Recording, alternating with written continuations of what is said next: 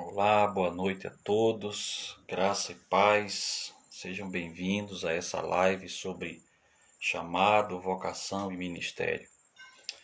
Meus irmãos, nós temos recebido muitos irmãos preciosos aqui que têm testemunhado de seus ministérios ao longo da vida e nós temos que vai estar conosco nessa live e eu estou já aguardando, ele já está por aqui.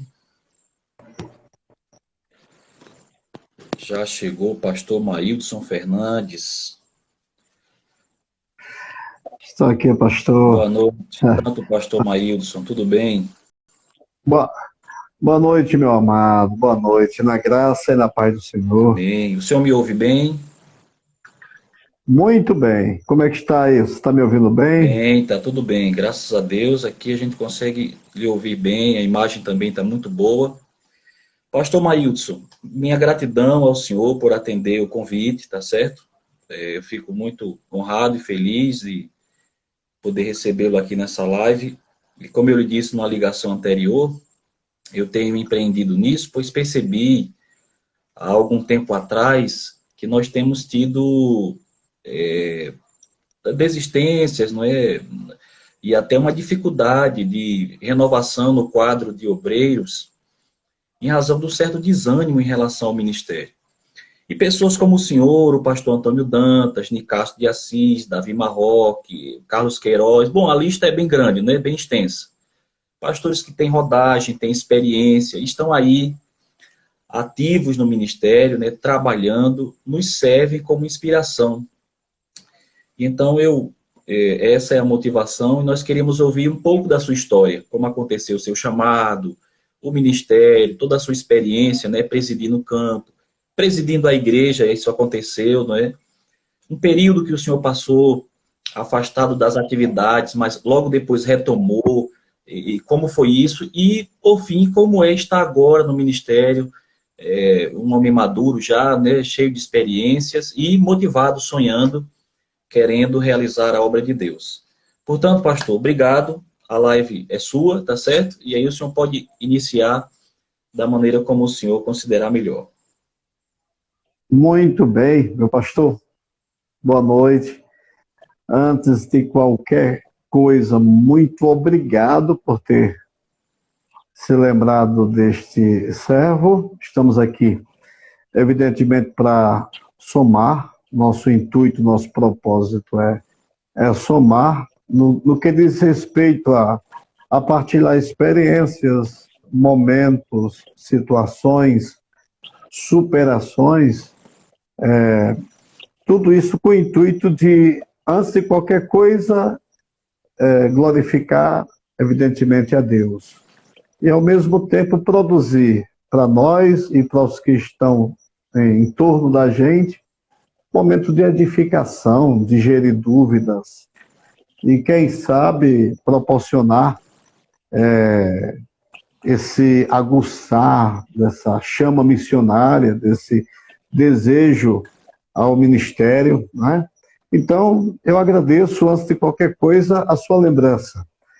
Estou na sua relação entre pessoas especiais, destacamos pastor Dantas, pastor Davi Marroque Teixeira, pastor Nicásio. Eu não sei se outros já foram convidados nessa série de estudos, então eu só tenho muito que agradecer. E, ao mesmo tempo, estender o meu boa noite aos seus ouvintes, né? A sua rede de amigos, esse ciclo de amizade via, evidentemente, Instagram, Facebook, YouTube, eu não sei, dizer aos irmãos que são os seus irmãos, dizer aos seus amigos que são também os meus amigos, que eu estou feliz pelo fato de poder participar. Estamos aqui, queremos somar, e eu louvo a Deus pela vida do pastor Francineus e da Igreja de Cristo em Nova Descoberta, Natal, Rio Grande do Norte. Amém, meu pastor? Amém, meu querido, amém, que bom. Então, pastor, como foi que se deu o seu chamado, seu ministério? Houve alguma experiência marcante para o senhor iniciar a sua caminhada no ministério?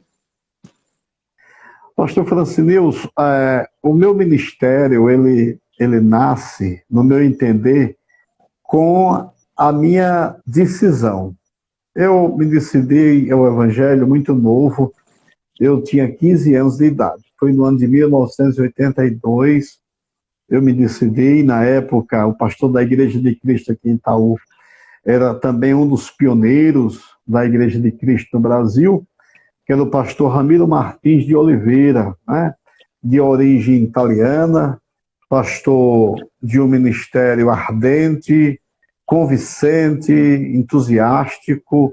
Pastor Ramiro, pelos mais vividos na igreja, na verdade é um ícone na sua vivência, porque ele viveu quase que o período dos nossos pioneiros. Ele viveu a época do pastor João Queiroz, João Vicente de Queiroz. Então, eu celebro porque eu tive o privilégio de nascer na fé, por intermédio do ministério do pastor Ramiro Martins. Aprendi e tive a oportunidade de estar também aos pés de pastores como João Vicente de Queiroz, né? Carlos Pinheiro Queiroz. Aí falo do pastor Davi Marro Teixeira, que foi um dos mais tempo que eu vivi ao lado dele, aprendendo o que eu sei hoje, o que eu fiz, o que eu tenho feito até então, pela sua experiência de fibra, de ousadia e de muita coragem, né? Aí eu cito também o pastor Antônio Dantas, porque também dessa forma de ser um peregrino da estrada, de ser um camarada que sempre teve como objetivo tentar alargar os frontos da igreja, avançar. Então, eu posso dizer que eu nasci aí, nesses períodos, nesses processos, quando a Igreja de Cristo no Brasil ainda era centralizada, vivia o processo da descentralização, que vem para as regionais, né? As deliberações, das decisões. Então, eu posso dizer que eu nasci numa época gloriosa da Igreja de Cristo, com o pastor Antônio Gomes de Andrade, né? Que é o pastor Tozinho, aprendendo com esses camaradas.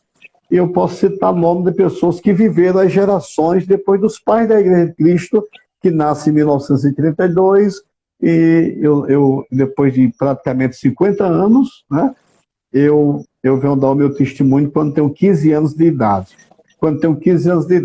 E como se deu o meu testemunho, é a minha decisão para o Evangelho, consequentemente para o ministério.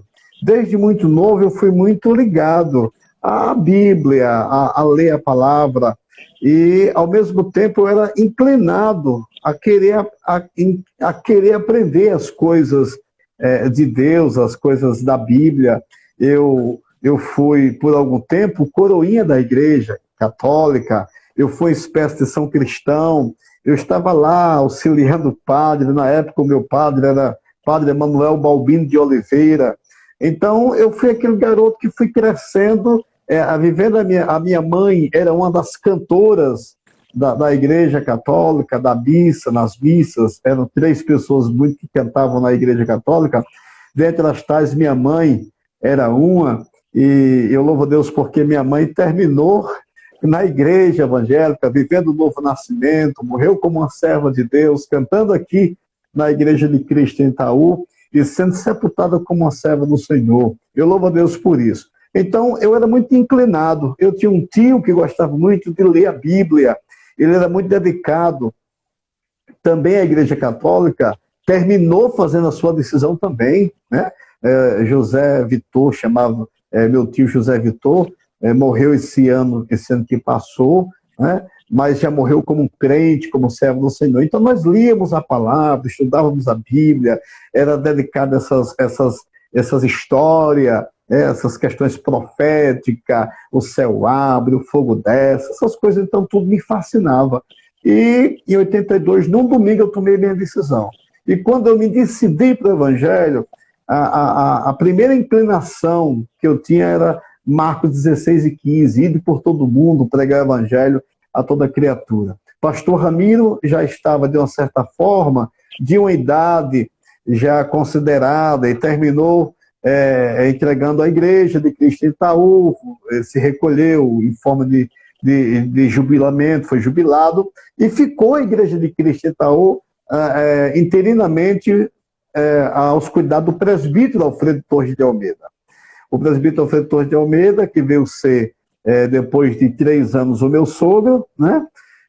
Me deu muita liberdade para eu atuar dentro da igreja. Comecei a evangelizar, comecei a querer, de alguma forma, ser útil. Eu tinha uma espécie de inclinação de querer avançar na evangelização, na questão da localidade, até que no ano de 1986, depois de 4 anos de decisão, eu procurei o pastor Antônio Dantas, que estava pastoreando a Igreja de Cristo em Apodi, e tinha uma igreja, uma cidade que estava sob os seus cuidados, que era uma cidade vizinha aqui, chamada Taboleiro Grande, né? E eu procurei o pastor e me ofereci para ele, me deixe ajudar os meus irmãos ali no Taboleiro, me deixe cultuar ali. Lá tinha um pastor chamado Edverto, ele tinha saído do ministério, não sei nem como é que está a situação dele hoje, e a igreja ficou a título de assistência. E eu já procurei o pastor e levei esse pedido, deixa eu dirigir os cultos ali, deixa eu ajudar os irmãos. E graças a Deus o pastor Antônio Dantas me confiou, um garoto ainda, já estava casado, recém-casado, eu casei em 86, e eu sei que, em 85, eu sei que eu fui dirigir os cultos na Igreja de Cristo em Taboleiro. E ainda participei de um conselho nacional, por sinal, nas quintas aí em Natal, representando a Igreja de Cristo em Taboleiro Grande. Sem consagração, não tinha sido ordenado para nada, só o desejo de percorrer, muitas vezes ia de bicicleta, ou ia numa moto emprestado. Eu sei que aos domingos, lá estava no promodo, no proquê, no pra ali, no pra acolá, né? Tentando fazer a obra do Senhor. Eu lembro que na época, neste período, nós recebíamos em nossa região o irmão Neto, o cantor Neto, né? Hoje ele está na Igreja Batista, mas é aquele rapaz que cantou hino oficial da Igreja de Cristo Brasil, né? Na voz de Neto. Ele estava lançando um compacto de 3 hinos, contendo 3 hinos, e eu sei que recebi, estava com ele, tive o privilégio de levar para o Taboleiro Grande, então eu estava lá, todo cheio de entusiasmo, isso em 86.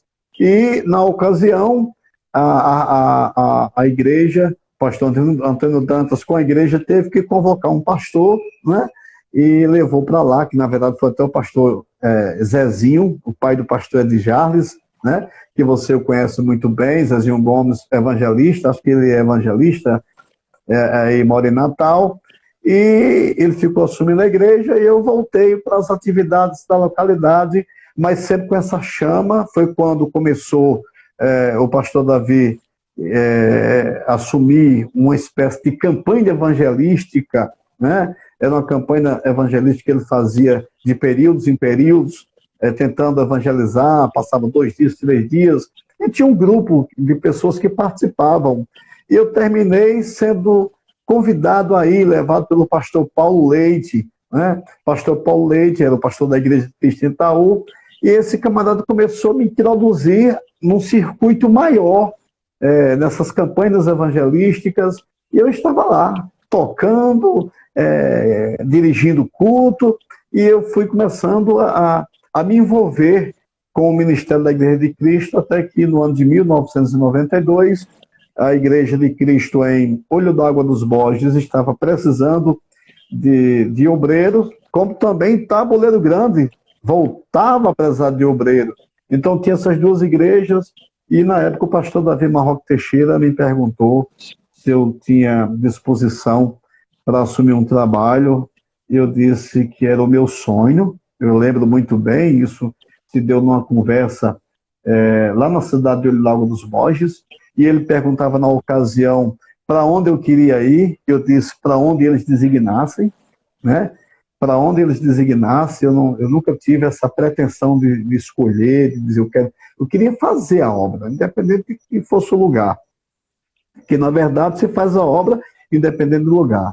E num conselho de obreiros na cidade de Taboleiro Grande, o presbítero Raimundo, chamado Raimundinho de João Queiroz, é um dono de uma padaria lá em Olidal dos Borges, que estava assumindo a igreja interinamente, assim ficou atraído por mim, e até hoje nós temos uma amizade muito forte, e desejou muito que eu fosse para lá. Eu terminei indo para pastorear Olidal dos Borges. E aí iniciou o trabalho. Eu fui pastorear Olidal dos Borges sem nenhuma consagração, fui designado como missionário, e graças a Deus eu estou aqui fazendo a obra do Senhor.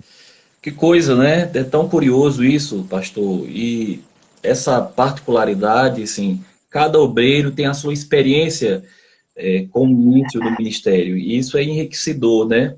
Uma coisa muito comum nas pessoas que falaram até agora, e o senhor também, não medir esforços, né? Não medir nem benefícios, né? Apenas o desejo, a vontade. E Deus supriu, né, pastor Mailson? Ao longo dos anos, o senhor teve aí um pastorado longo em Felipe Guerra, acredito que em outros lugares, eu conheci em Felipe Guerra, e Deus cuidou até esse momento, né, até agora, nesse tempo aí em Itaú. Queria que o senhor falasse um pouco, pastor, dessa experiência de longos pastorados em uma mesma igreja, pastoreando pastores, né, que aquilo que o senhor... aquilo que fizeram com o senhor, encaminhando, abrindo portas para o ministério, o senhor também abriu portas para obreiros também no ministério. Com certeza, meu pastor. A minha maior gratidão se diz respeito às mãos que me ajudaram, que me apoiaram, que me modelaram, muitas vezes de forma a corrigir, a admoestar, mas muitas vezes a me motivar, a incentivar e me dar a oportunidade. Eu fui pastorear Olidal dos Borges, passei 2 anos ali, no ano de 1992. 94, o pastor Davi e a regional estava precisando de um substituto para o pastor Lira. Hoje, pastor Lira mora aí com vocês, na Igreja de Cristo, no Alecrim, não é verdade? Aí o pastor precisava de uma pessoa, me convocou, não foi nenhum convite, foi uma convocação. Estou aqui à disposição. Fui para o Marizal. Na oportunidade, o Marizal estava vivendo um momento muito delicado, a transição histórica de um pastor, de um pastorado envelhecido, muito tempo, muito ligado. Então, quando foram arrancou as partes, né? E pessoas ficaram, muitas delas, inclinadas. E o pastor Davi, a regional, tinha que tentar reestruturar, redirecionar a igreja, e assim eu fui para lá, passei apenas 1 ano naquela igreja, porque novamente houve um convite da regional, que foi a ida para Felipe Guerra, isso no ano de 1995, um garoto. Eu tinha 20 e alguma coisa, né, de idade, 25 anos, se não estiver equivocado. Eu fui assumir uma igreja, né, uma igreja tradicional, histórica, grandiosa, e ali foi uma escola maravilhosa, no que diz respeito a desafios. Eu fui substituir um pastor que eu sempre cultivo, né, não é que eu cultivei, nem que cultivava, que eu cultivo uma admiração muito grande, que é do pastor Antônio Paulino da Silva, um homem de Deus, você precisa conhecê-lo, né? Um dos pastores hoje talvez tenha seus 60 e alguma coisa de idade, mas um homem de Deus que viveu também 2 períodos de pastoreio na Igreja de Cristo em Felipe Guerra. E a igreja estava vivendo a transição pastoral e formulou um convite para mim. O pastor Davi me levou para a reunião, falou do assunto e de imediato eu disse: eu não posso permitir que o medo, que o receio me impeça de aceitar novos desafios. Estarei aqui para dar a minha parcela de contribuição. Lá tinha passado muitos pastores tradicionais, pelos quais você ouviu mesmo no programa que o pastor Antônio Dantas participou, que ele foi um dos primeiros pastores daquela igreja, né?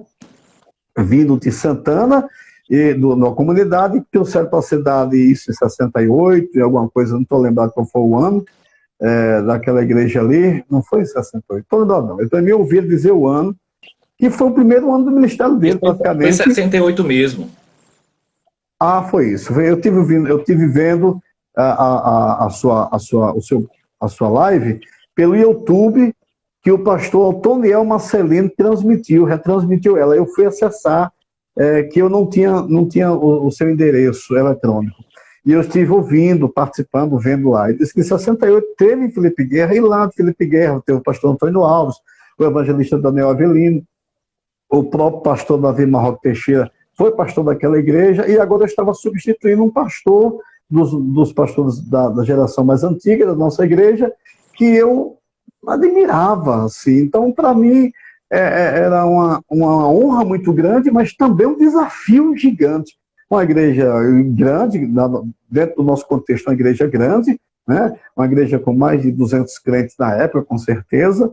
E o que é certo é que eu fui assumir aquela igreja em 95, e a oportunidade de gerenciar, de aprender, muitas vezes tropeçando, porque o novo, ele erra muitas vezes pelo ímpeto, ele erra pela precipitação do novo. Não é que ele tenha maldade em querer errar, e graças a Deus eu nunca passou na minha mente apagar a história de ninguém, e especialmente os meus antecessores. Jamais eu substituí em Olho dos Borges um presbítero que passou 15 anos ali. E quando eu fui para lá, eu não podia dar a ceia, pastor Francinilson. Eu estou voltando aqui para Olho dos Borges, só para ilustrar. Eu não podia ministrar a ceia, porque eu não tinha nenhuma ordenança, nenhuma consagração. E na oportunidade eu estava pregando, terminava o culto, quem ia dar a ceia era o meu presbítero, entendeu? Enquanto eu não fui consagrado ou autorizado pelo conselho para ministrar a ceia, eu não ministrei. Então, eu sempre respeitei os meus antecessores, eu nunca medi o passado de ninguém com o meu trabalho. Eu vou fazer isso para ser maior do que o outro. Não, nunca pensei nisso, nunca. E sempre respeitei e respeito o passado. É tanto que hoje eu estou aqui numa igreja que o pastor pastoreia ao meu lado e passou 25 anos no ministério. Né? Então seria inocência, injustiça minha, seria um ato de covardia da minha parte se eu me achasse agora nos recantos da parede falando, entendo o pastor fulano e tal, assim era diferente. Isso é para os covardes, isso é para os fracos que fala do passado e que tem medo do histórico do passado. Não, então eu nunca tive medo disso. Quando eu cheguei em Felipe Guerra, um dos ex-pastores de lá me disse assim, você não tem medo, você veio atrás de mim, não tem medo de gerar ciúmes? Eu disse, jamais. Até porque Felipe Guerra já existia antes de mim, Felipe Guerra vai existir comigo e Felipe Guerra vai existir depois de mim, porque eu não sou subsistência dessa igreja. E eu não vim aqui para fazer uma agremiação de pessoas ao meu lado, aqui é o meu povo, aqui é o povo do outro pastor, aqui é o povo do outro pastor, porque ela tinha 2 ex-pastores. Então eu fui pastor de 2 ex-pastores naquela igreja. E tinha que ter muita habilidade e justiça para não confrontar com a história de vida desses ministérios, né? E que cada um, dentro da sua particularidade, tiver o seu desempenho, seus acertos, seus equívocos, não é verdade? Então é preciso que a gente tenha muito cuidado, é preciso que se policie, né? Ninguém precisa ter medo, nem para que eu tenha o meu ministério, tenho que apagar o outro. Não, cada um viveu o seu tempo, cada um viveu o seu momento, cada um viveu o seu instante. Então, Felipe Guerra fez desafio, uma igreja que me ensinou a cada vez mais, porque sempre na minha vida eu tenho um desejo muito grande de ver uma igreja de Cristo forte. Uma igreja de Cristo forte na localidade, uma igreja de Cristo forte na visão missionária, que ela pudesse enxergar que a vanglória não é só da localidade, de ter o seu templo no dia de domingo superlotado. Você vai num culto Felipe Guerra de domingo, Francinho, você diz, puxa vida, aqui é o céu, eu vou ficar aqui. Gente, mas você tem que espalhar essa igreja, você tem que sacudir essa igreja. O que eu mais tentei fazer em Felipe Guerra foi fazer ser uma igreja missionária, uma igreja que pudesse ter uma percepção além dos muros, da beleza e do encanto da igreja local. E quando nós chegamos em Felipe Guerra, nós tínhamos crentes espalhados na várzea, nas comunidades, mas nunca foram organizados. E nós começamos a organizar os trabalhos ali e organizamos quase 10 congregações. Onde não tinha congregação foi organizado. A várzea é um terreno que no verão é muita poeira e no inverno ninguém anda com água, com lama. Nós íamos muitas vezes de carroça e de pés fazer esses cultos, organizando e intensificando, porque se nasceu, temos que criar, intensificar, fortalecer. E hoje nós temos em Felipe Guerra praticamente 10 a 11 congregações. Eu não sei se tem alguma outra que nasceu depois que eu saí de lá. Eu sinceramente, não estou lembrado. Então, nós deixamos essas congregações funcionando e fomos agora para dentro do ministério falando sobre dirigentes. E ninguém imaginava isso, ninguém queria sair da localidade. E quem duas jovens, chamadas Incleide e Geovanira Leite, foi quem disseram, pastor, conte com a gente. Duas jovens foi o que eu coloquei em congregação. Então, a gente foi começando a trabalhar com gente, a gerenciar, uma questão de gestão humana, relacionar pessoas. Evidentemente, nas gestões, a gente pode apertar alguma coisa, pode acotovelar, ter alguns encontros que venha magoar, mas sempre, graças a Deus, eu posso dizer hoje que pelo histórico e pela relação até então, depois de mais de 10 anos que eu já saí de lá, a gente vai perceber que deixou pessoas com uma visão, com a ideia de reino de Deus. E temos congregações organizadas, templos organizados, né? Deixamos os templos do Boqueirão, Paulista, Postilon, São Lourenço, e um povoado chamado Passagem Funda, que deixamos uma casa comprada, Mulungu, deixamos uma casinha com a placa lá comprada da Igreja de Cristo. Então, nós demos uma espalhada e houve choque com a liderança antiga, porque a liderança antiga não queria isso. A cidade de Felipe Guerra, você conhece, pequena, nós chegamos a fazer 2, 3 cultos numa só noite dentro daquela cidade. E em Felipe Guerra, nós vivemos um dos grandes e maravilhosos avivamentos, não somente em Felipe Guerra, mas na região. Eu acho que na Igreja de Cristo no Brasil, foi um período que se houve um dos maiores avivamentos em termos de conversões de alma. Num culto, pastor, nós temos 45 decisões. Num culto, numa festa, temos 45 decisões, porque normalmente, pode prestar atenção, dificilmente em festa tem decisão de alma. É mais fácil a decisão num culto, lá dentro de um cercado, só você com a caixinha de som e um pregador no modo no proquê, do que com um cantor, sempre tem isso. E o que é certo é que, num ano, nós chegamos a batizar mais de 125 pessoas.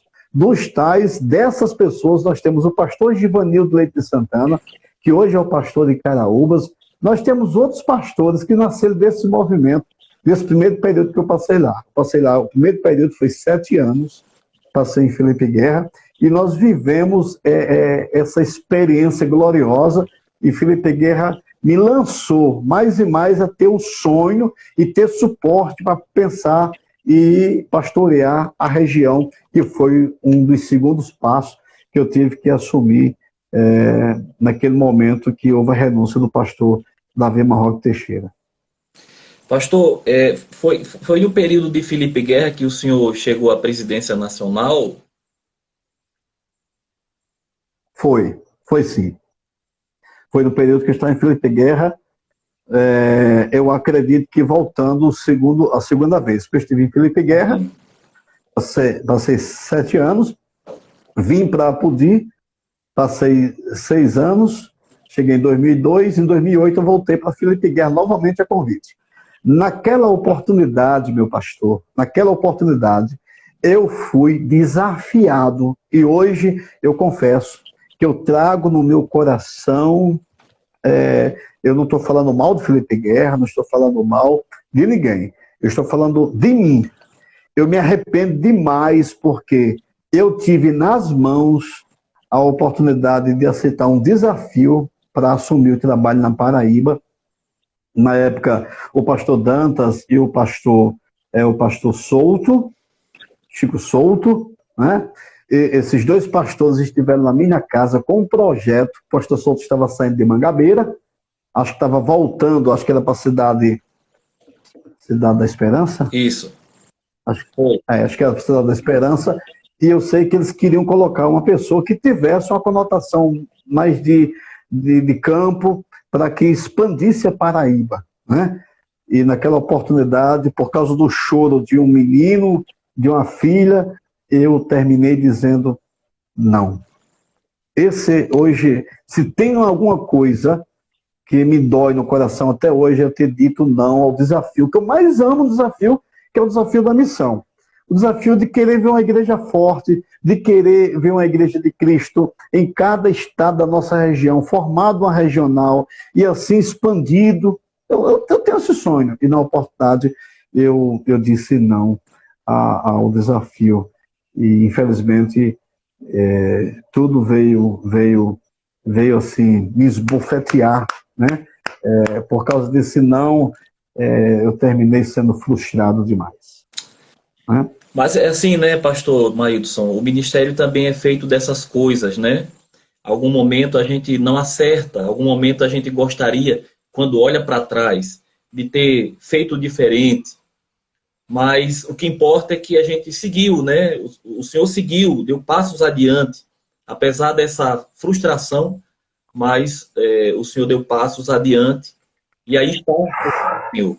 Acredito que foi exatamente depois desse período na presidência que houve aí um lapso de tempo, um curto espaço de tempo, que o senhor esteve ausente do ministério pastoral, né? Ainda na relação com pastores, com igrejas, mas não mais pastoreando. Verdade, verdade. O período que eu estive na frente da Igreja de Cristo no âmbito nacional foi apenas um ano, e eu tive que escrever a minha renúncia em virtude dos meus erros e fracassos, e isso me dói demais até hoje, porque o que eu tinha e tenho no coração para a Igreja de Cristo no Brasil era projetos de provocações, tentar provocar ministérios, porque é o seguinte, pastor, a gente pensa em avançar. Veja a nossa secretaria, a Senamic, veja a nossa Senamic. Veja a Senamic, veja as semicros das regionais e veja as semic das igrejas locais. Nós cometemos um erro exagerado. Qual é esse erro?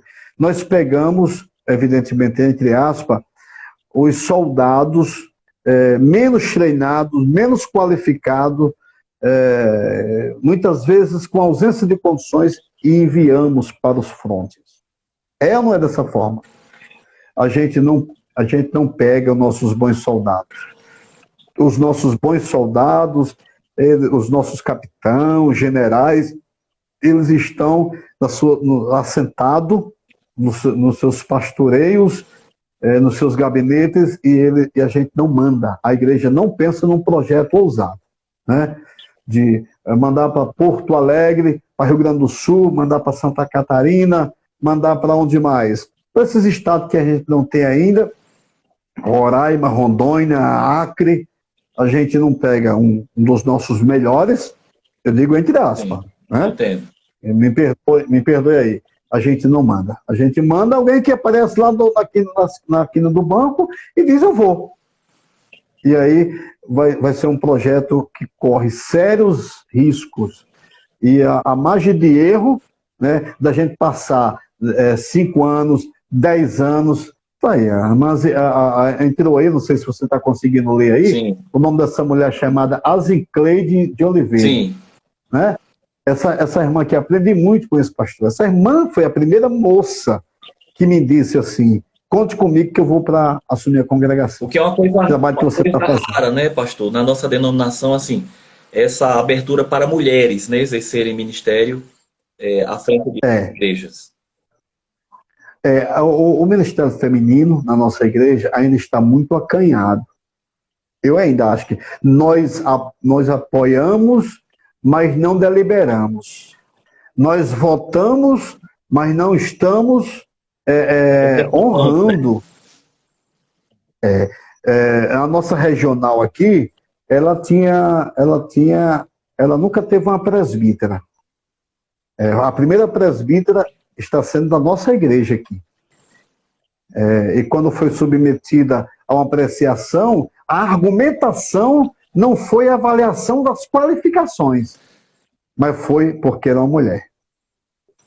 Porque era uma mulher. Então, quer dizer, a gente, às vezes, tem um pouco de... Eu quero até poupar a palavra, mas acho que é hipocrisia. Porque já que a gente apoia o Ministério Feminino, vamos acreditar nelas. Vamos incentivá-las. Vamos dar espaço para que elas desenvolvam. Bem, então, olhando para a Igreja de Cristo no Brasil, eu tinha sonhos para essa igreja. Apesar de, lamentavelmente, eu tinha uma resistência. Eu tinha inimigos declarados na minha gestão. E olha que é uma gestão de 2 anos, sem salário, querendo só somar. E eu ainda louvo a Deus porque, como presidente da Igreja de Cristo no Brasil, eu não sei quantas viagens o pastor, na época presidente, pastor Mailton, e o secretário, pastor Pedro Rodrigues de Oliveira, que já descansa no Senhor, nós fomos muitas vezes a Natal, no cartório, tentar resgatar o CNPJ da igreja.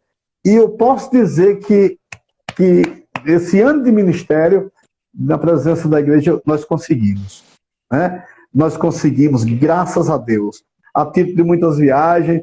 E, além disso, eu falo também de uma festa comemorativa aos 80 anos da Igreja de Cristo no Brasil, que foi organizada no ginásio Pedro Ciarlino, em Mossoró, onde, na oportunidade, meu pastor, praticamente teve representantes de toda a Igreja de Cristo no Brasil. Eu estava lá. Quer dizer, você estava lá, pastor? Estava.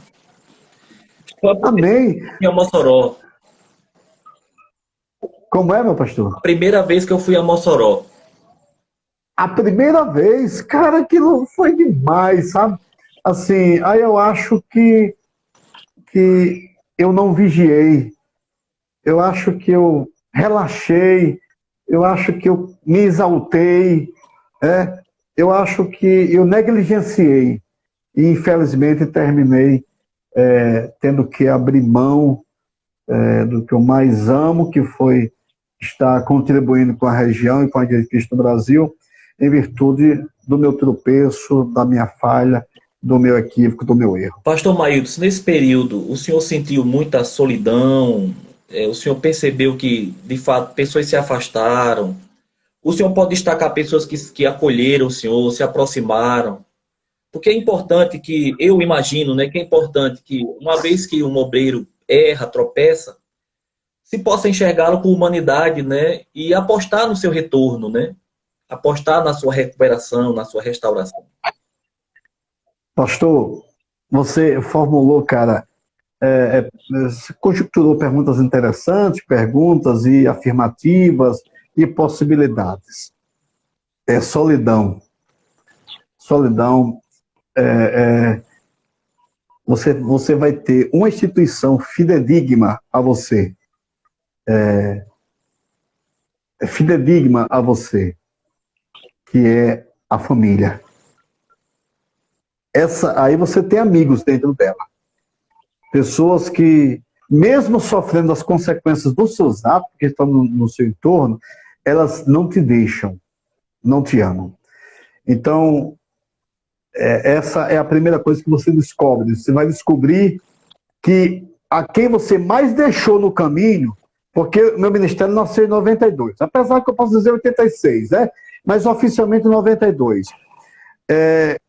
Tantas e quantas vezes, talvez você, o pastor Davi, Antônio Dantas, viveu isso mesmo, de chegar em casa ter uma criança nascida, eles nas igrejas, nos cultos, viajando, nas viagens, deixando a família muitas vezes sozinha.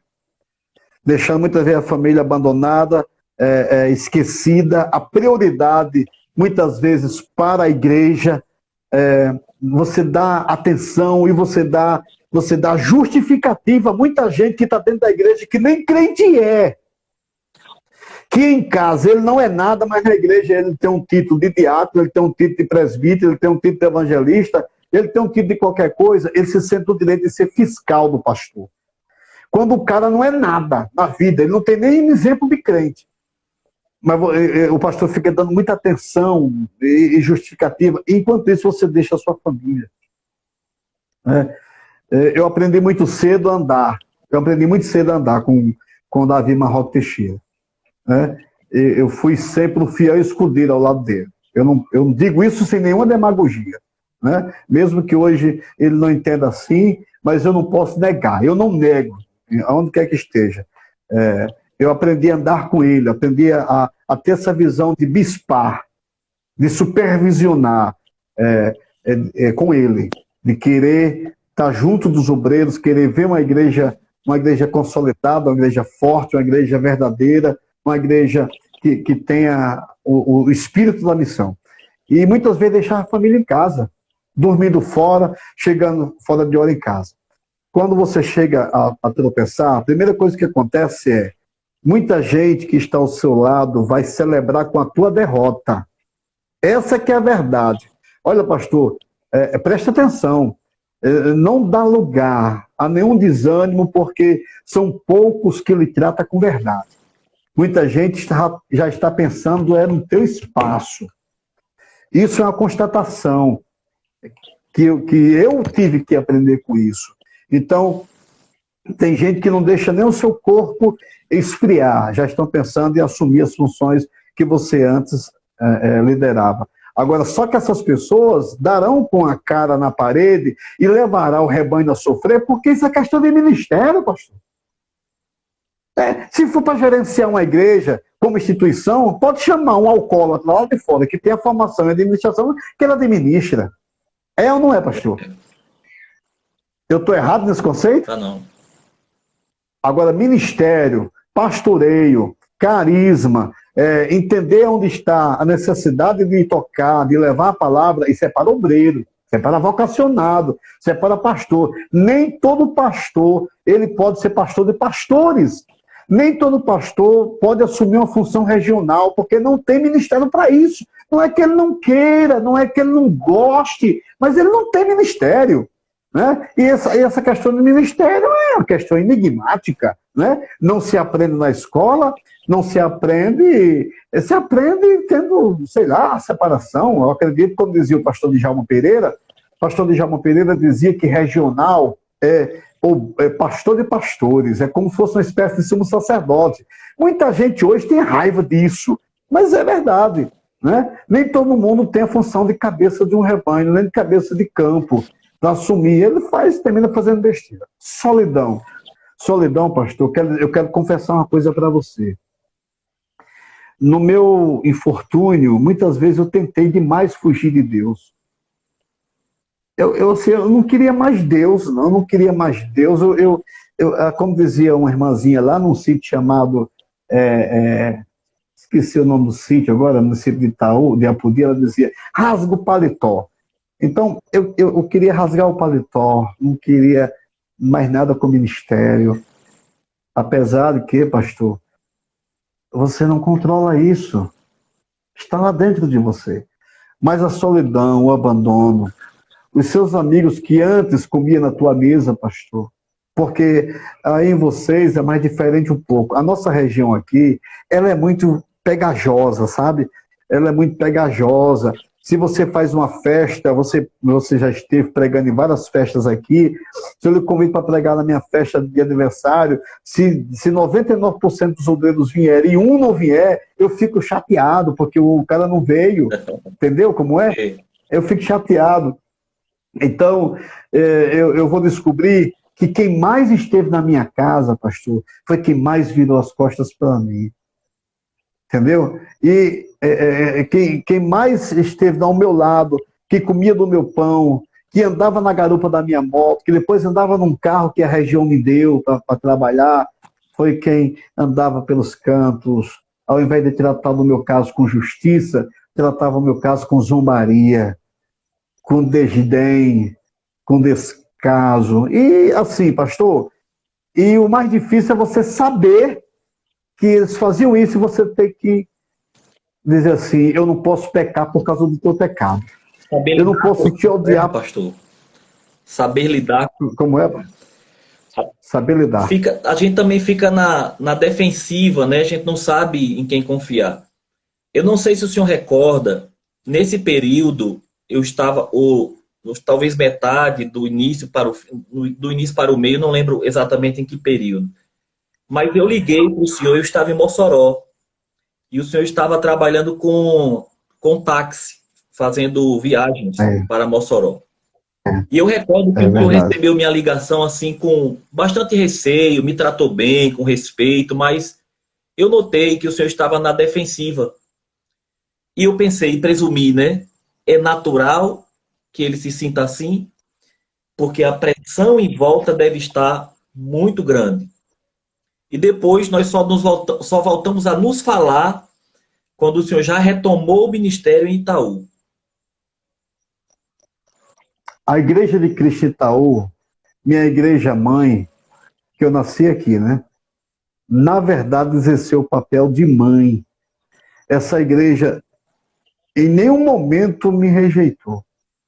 Essa igreja, em nenhum momento até hoje, nunca cuspiu no meu rosto o meu passado e o meu erro, o meu fracasso. A defensiva, o receio, o medo, pastor, era quase que uma situação de normalidade. Na defensiva, primeiro porque como encarar os companheiros. Pastor, você não sabe que o quanto até hoje eu tento lidar, cada dia hoje eu tento lidar com a situação de encarar vocês, de participar de um conselho de obreiros regional, de participar de um conselho nacional, entendeu? E isso para mim, eu tenho que vencer a cada dia. Sabe por que eu tenho que vencer a cada dia? Porque a minha consciência diz assim, muitas vezes, não vá não, rapaz. Você não tem vergonha, você é um fracassado. Então, tem que lidar com isso, pastor, diariamente, sabe? Ter que estar com vocês não é fácil, não é fácil, né? Então, eu ficava muito na minha defensiva, porque antes de vocês emitirem qualquer juízo em relação a mim, eu já me punia. Então, hoje o meu maior martírio, a minha maior tortura é a punição da consciência. Que eu digo, muita coisa eu fiz de errado, não devia ter feito, mas aí pronto, eu não posso comprometer o meu presente, o meu futuro e o meu ministério por causa do erro do meu passado. Eu tenho que adquirir forças em Deus para aprender a superar cada dia, cada momento, a cada instante. Está entendendo? Porque não é fácil. E quando você disse que ligou, lembro muito bem. Quantas vezes, pastor, eu não ia daqui para Mossoró, fazendo alternativo, muitas vezes chorando, quase sozinho, com um passageiro, ou dentro daquela cidade sozinho, e me perguntando, né? Eu brinquei uma vez com um pastor dizendo, eu brinquei com ele, dizendo o meu testemunho, mas eu tinha dito isso a Deus, praticamente com fome, com sede de Mossoró, 12 da tarde, tinha que voltar, porque nem dinheiro para comer tinha, pastor. Entendeu? Nem dinheiro para comer tinha. Aí eu disse, Deus, eu ia com a caixa no ombro, eu disse, Deus, tá bom, Deus, tá bom, tá doendo demais, tá bom, não precisa tanto. Eu dizendo isso para o pastor ria demais, eu disse, rir das desgraças do outro é fácil. Mas eu dizia isso, e muitos dos meus segredos, que a gente não conta para ninguém, porque às vezes não é interessante, ninguém vai entender. E eu chorava dentro daquelas ruas, sozinho, com a caixa no ombro, porque o carro estava distante, porque nem parar perto de um canto, que tem um flanelinha para dar um dinheiro a ele. E você tem que andar com a caixa no ombro, com sede, com fome, e ter que voltar só com aquela encomenda, porque nenhum passageiro tinha. Se você estava lá 12, 1 da tarde, é porque você está quase mendigando um passageiro para fazer o dinheiro do combustível. E você tem que voltar e saber que os amigos taxistas vão dizer, quem é esse cara aí? É o pastor. muita gente de Felipe Guerra me conhecia, na parada chegava alguém de Felipe Guerra, eu ficava envergonhado, pastor. Chegava alguém de pastor, eu ficava envergonhado, a ponto de sair, e isso não é fácil. E o pior é você estar sozinho. Aqueles que esteve com você, que esteve na sua mesa, os seus amigos que nasceram com as suas mãos, que foram modelados por você, se esqueceram do zelo e de aprender a restaurar alguém ferido. Nós precisamos aprender muito a sair de casa à procura da ovelha desgarrada, sem reclamação, levando o azeite consigo e levando o amor no coração e a disposição de colocar nos ombros. Não, a gente leva um cacete, sabe, pastor? A gente sai de casa com um cacete. Chega lá, eu vou dar uma cacetada na ovelha e dizer: por que você fez isso? Brá! E se for possível, até chegar até matar a ovelha que já está boa. Tem que dar o direito eu quero citar... de errarem, né, pastor Maílson? Porque nós também verdade. a errar.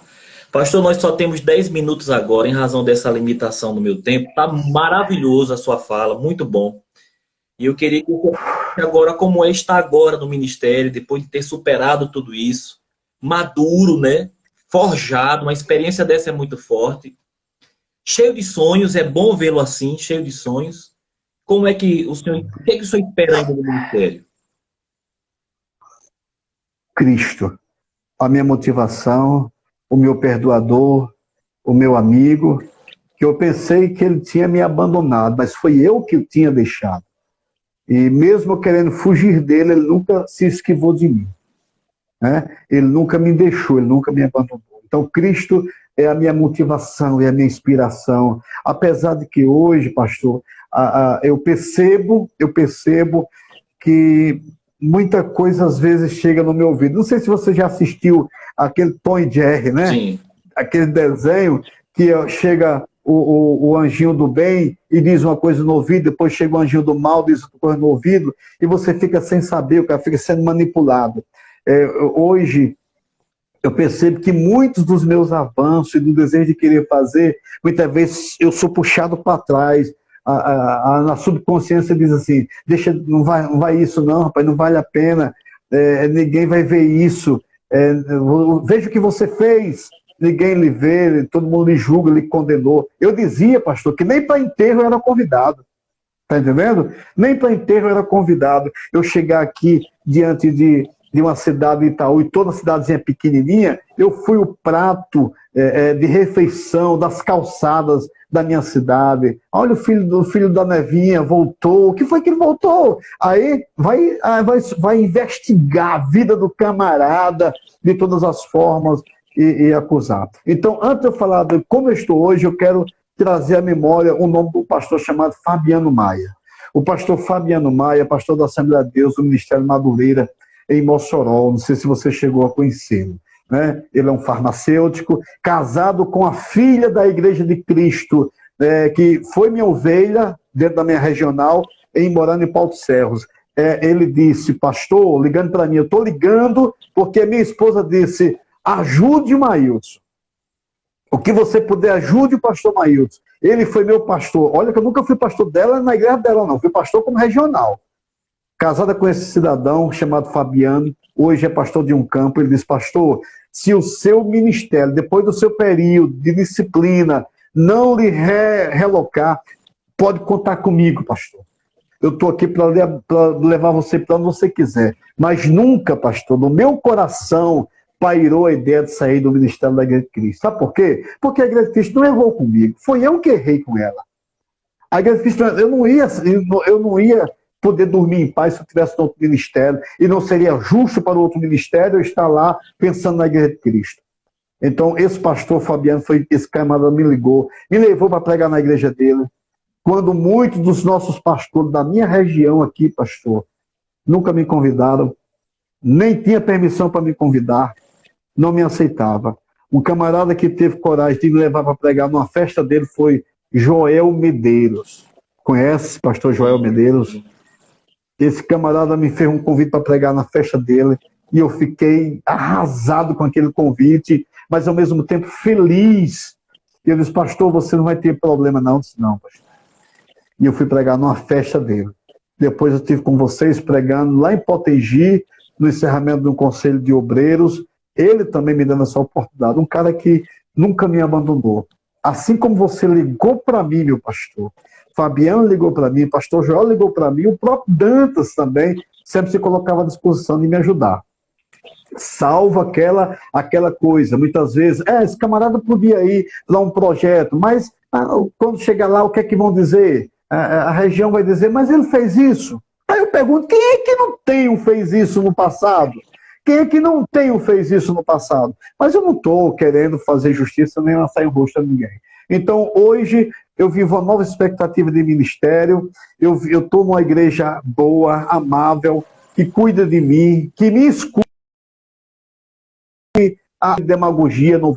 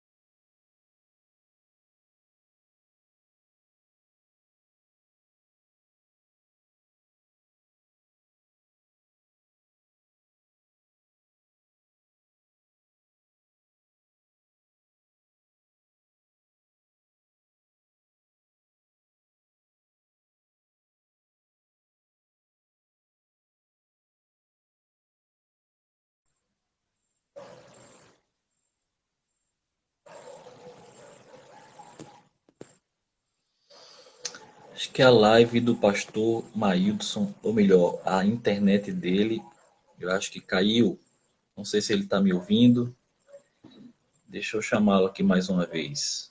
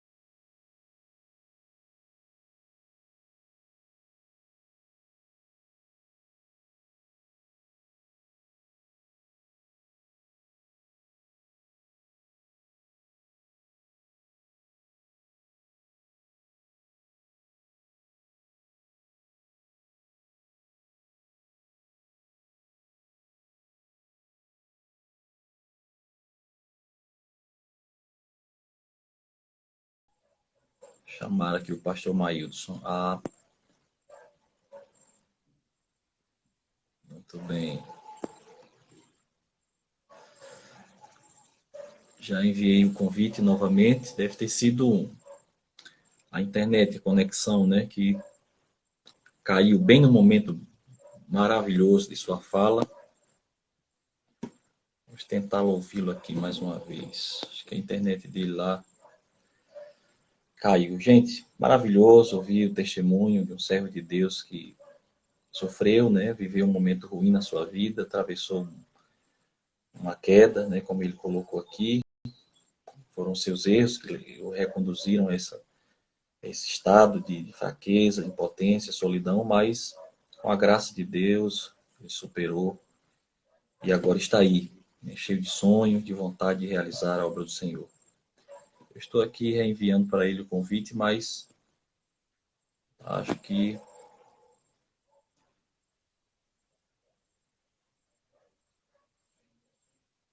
aconteceu alguma coisa com a internet dele. Nem conectado mais ele está.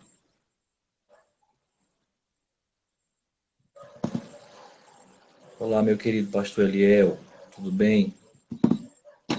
Tremendo, né, Patrício? Vê se espera aí, vê se ele volta. Eu queria fazer o seguinte com vocês. Eu estou desejando, na verdade, encerrar essa live e retomar, porque me restam aí talvez 5 minutos.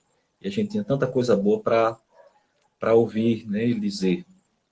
Se vocês permanecerem aí, eu vou encerrar essa live e retomar uma outra para que ele possa concluir tudo o que vinha dizendo, porque é um depoimento realmente muito forte. Ah, tá. A internet em Itaú é muito fraca, né? É, Osias. Então pode ter sido isso. Nós ficamos aí com um depoimento muito forte mesmo, muito forte, né? De alguém que, assim, ascendeu a posição de presidente, foi pastor regional e passou por essa experiência dolorosa. Hoje está recuperado, relocado na sua igreja